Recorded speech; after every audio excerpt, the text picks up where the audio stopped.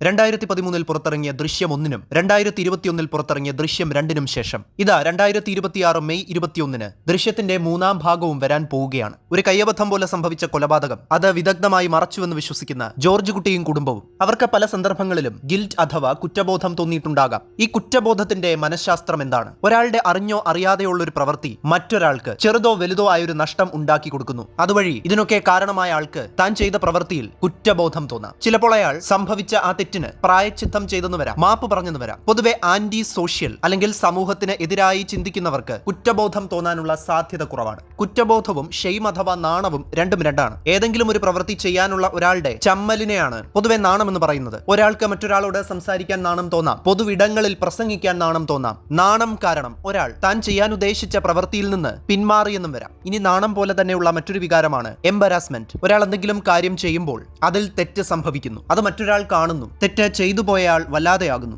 ഈ വികാരമാണ് എംബരാസ്മെന്റ്. ഷെയിം അഥവാ നാണവും എംബരാസ്മെന്റ് അഥവാ നാണക്കേടും രണ്ടും രണ്ടാണ്. ഗിൽറ്റ് അഥവാ കുറ്റബോധത്തിനെ നിയന്ത്രിക്കുന്ന നാഡീവ്യവസ്ഥ ഏതാണ്? അത് ഓട്ടോണോമിക് നെർവസ് സിസ്റ്റമാണ്. കുറ്റബോധത്തെ നിയന്ത്രിക്കുന്ന തലച്ചോറിന്റെ ഭാഗമാണ് prefrontal cortex. Post traumatic stress disorder, obsessive compulsive disorder എന്നീ അവസ്ഥകളിലൂടെ കടന്നു പോകുന്ന ആളുകൾക്ക് സാധാരണ ആളുകളുടേതിനേക്കാൾ കൂടിയ തീവ്രതയിൽ കുറ്റബോധം അനുഭവപ്പെടാം. ഭയപ്പെടുത്തുന്ന ഏതെങ്കിലും അപകടം മുന്നിൽ കണ്ടതുകൊണ്ടോ അതിന്റെ ഭാഗമായതുകൊണ്ടോ ഒക്കെ ഉണ്ടാകുന്ന മാനസികാവസ്ഥയാണ് പോസ്റ്റ് ട്രോമാറ്റിക് സ്ട്രെസ് ഡിസോർഡർ. നിരന്തരമായ ശല്യപ്പെടുത്തുന്ന ചിന്തകളും അമിതമായ അടുക്കും ചിട്ടയും എല്ലാം കൂടിക്കുഴഞ്ഞ ഒരു മാനസികാവസ്ഥയാണ് ഒബ്സസീവ് കമ്പൾസീവ് ഡിസോർഡർ. കുറ്റബോധം തീരെ ഇല്ലാത്ത സൈക്കോപാത്തായിട്ടുള്ള ആളുകളിൽ ഓട്ടോണോമിക് നെർവസ് സിസ്റ്റത്തിന്റെ പ്രവർത്തനം കുറവായിരിക്കും.